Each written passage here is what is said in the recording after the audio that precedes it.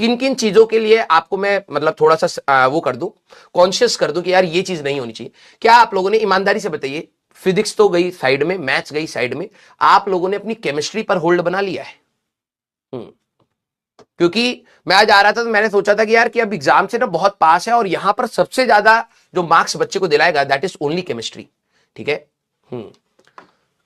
4 chapter बचा है sir physics का। देखो मैं आप लोगों को एक सजेशन दूंगा, अगर बड़े बड़े चैप्टर्स आपके छूटे हुए हैं, ठीक है, डू वन थिंग, पहले आप उस पर फोकस करिएगा, मेरी बात मानिएगा बेटा। ठीक है, आप मेरे को पता है उसका भी लालच होता है कि सर इन 4 चैप्टर से सवाल आ गया तो आ सकता है, लेकिन जो चीज तूने पढ़ी है अगर उसमें से तू खराब करके आ गया तो भी कोई फायदा नहीं हुआ है ना। तो कोशिश करना सबसे पहले आपको जो चीज आती है, ठीक है। हाँ, केमिस्ट्री का बताइए जरा एक बार। अरे बाप रे बाप, 50-60% केमिस्ट्री बेटा। आने आज 8 तारीख है ना, आप ये मानिए 15 तारीख तक आप सभी लोग अपना टारगेट ले लीजिए कि भाई केमिस्ट्री पूरी रिवाइज मारनी है। मान लीजिएगा, आप सीरियसली बता रहा हूं, आप लोग थैंक यू बोलेंगे।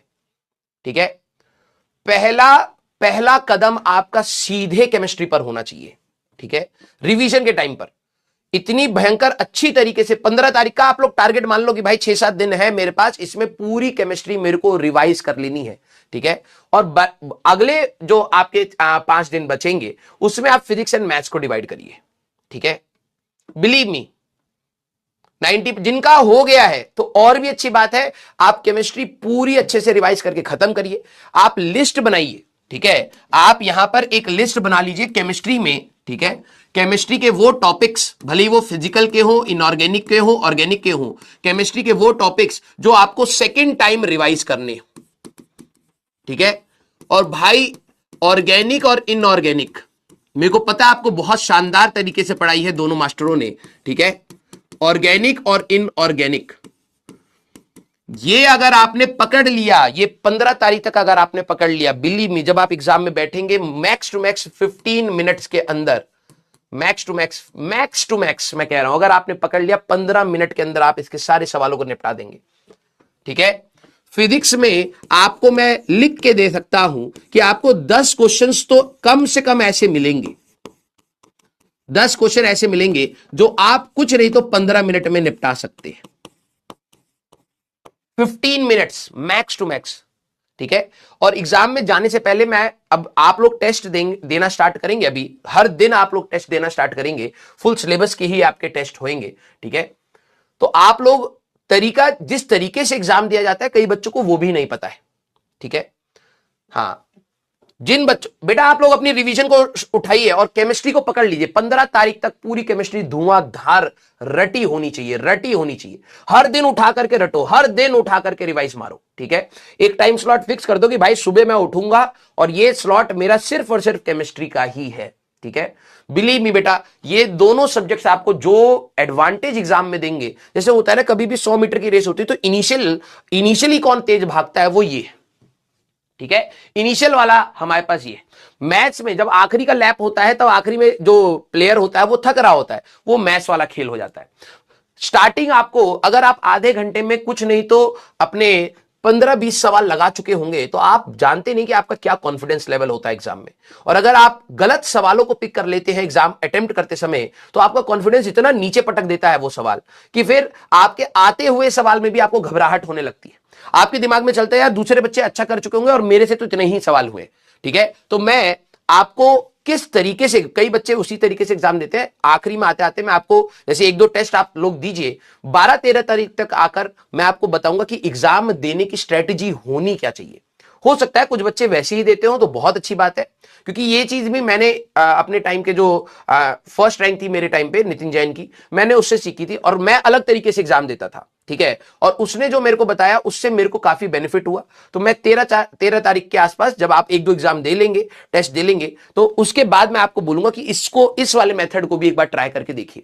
उससे आपको, ये नहीं कह रहा हूं कि मार्क्स बहुत बढ़ जाते हैं, उससे आपका टेम्परामेंट एग्जाम का सही रहता है। कई बार क्या होता है, आप लोगों के साथ ऐसा होता होगा कि आप एग्जाम में बैठे और 1-2 सवाल लगाने के बाद एक ऐसे सवाल पर अटक गए जहां पर आपको लालच भी आ रहा है कि यार ये तो हो जाएगा और वो समय खा रहा है बस।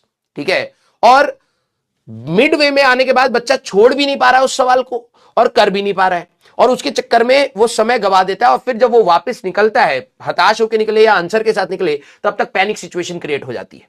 तो वो हमें किसी ना किसी तरीके से हटानी है। क्लियर? हाँ भाई, तुक्के मारने बिल्कुल छोड़ दो, मैं बता रहा हूं, ठीक है। करियर ऐसी जगह जाके गिरेगा ना बेटा, संभाल नहीं पाओगे, ठीक है। ईमानदारी से आप जितना आपको आता है उतना ही आपको टेस्ट में देना है, ठीक है। मैक्सिमम कितने, कोई मैक्सिमम क्वेश्चन, मैंने आपको उस दिन भी बताया था देवेश बेटा, there are no maximum questions. आप मैक्सिमम तैयारी करते हैं, मैक्सिमम सवाल के वो नहीं करते हैं कि एग्जाम में मेरे को इतने मैक्सिमम सवाल लगाने, नहीं, आप अपनी तैयारी मैक्सिमम रखिए। उस तैयारी में से जितने भी सवाल आए उनको मैक्सिमम सही करके आ जाइए, ये होती है तैयारी, ठीक है। आप लोगों को गलत तरीका सिखा दिया कि भाई इतने मार्क्स चाहिए तो इतने क्वेश्चन तुम्हें फिजिक्स में करने पड़ेंगे, इतने केमिस्ट्री में, ये सब नहीं होती है। आप अपनी तैयारी मैक्सिमम करिए, मैक्सिमम टॉपिक्स जानते हैं तो मैक्सिमम क्वेश्चंस अटेम्प्ट कर पाएंगे, और मैक्सिमम क्वेश्चन जो आप अटेम्प्ट कर रहे हैं उसमें गलती मत करिए, आपका सिलेक्शन हो जाएगा। ये होता है। क्लियर? यस। हाँ, तो बेटा ये कौन है? विशाल कुमार। सर रिवीजन हो चुका है बट कॉन्फिडेंस आएगा। मैं बता रहा हूं, आपकी सिचुएशन तक भी लाखों बच्चे होंगे जो आपके सिचुएशन तक नहीं पहुंचे, उनका कॉन्फिडेंस और डाउन होगा। कई बच्चे आपसे भी बेटर सिचुएशन में होंगे, रिवाइज भी कर लिए होंगे, प्रैक्टिस भी कर लिए होंगे, उनको भी कॉन्फिडेंस नहीं आ रहा होगा। कॉन्फिडेंस नहीं आना इज वेरी कॉमन। मेरे ख्याल जेई के एग्जाम में 100, 150, 200 बच्चे ऐसे होंगे जो शायद कॉन्फिडेंट होंगे, भाई मेरी तैयारी मस्त है, मैंने सारी चीजें कर ली हैं। 200 या 500 बच्चे होंगे, बाकी सारे बच्चे कहीं ना कहीं डाउट में होते हैं। वो एग्जाम में अपना टेम्परामेंट सुधार करके एग्जाम को फोड़ देते हैं और फिर जाके सिलेक्शन आता है, ठीक है। तो आपका जितना भी तैयारी है उसको अप्रिशिएट करिए और इसी चीज को आगे कंटिन्यू करिए। एग्जाम में सारी चीजें रिकॉल होंगी, बिलीव मी, ठीक है। यस। केमिस्ट्री 15 तारीख तक का टारगेट रखिए कि भाई कंप्लीट केमिस्ट्री रिवाइज मारेंगे। कंप्लीट केमिस्ट्री आपको रिवाइज मारनी है, ठीक है।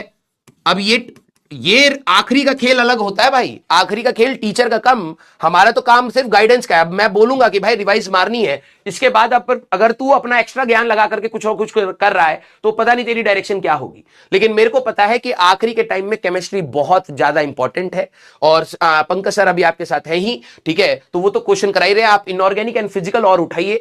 Chemistry will be the most scoring subject in your exam. हमें सब्जेक्ट प्रेफरेंस नहीं रखनी है एग्जाम में। सब्जेक्ट प्रेफरेंस नाम की कोई चीज नहीं होती, या मेरा फिजिक्स अच्छा है तो मैं फिजिक्स करूंगा, ऐसा नहीं हो सकता। फिजिक्स का पेपर कठिन ना जाए, हमें हर सवाल 4 मार्क्स देगा, हमें मैक्सिमम स्कोर करके आना है। तो अभी आप 15 तारीख तक केमिस्ट्री का टारगेट लेके, जिन बच्चों ने नहीं करा है पूरा खत्म करिए। मैं बता रहा हूं गजब कॉन्फिडेंस आएगा एग्जाम में, ठीक है। और बाकी के 5 दिन आपके chemistry, physics and maths, chemistry आधा आधा एक घंटा, जो जो चीजें आपको लग रहा है सेकंड टाइम रिवाइज करनी है उसको पकड़ते चले जाइएगा।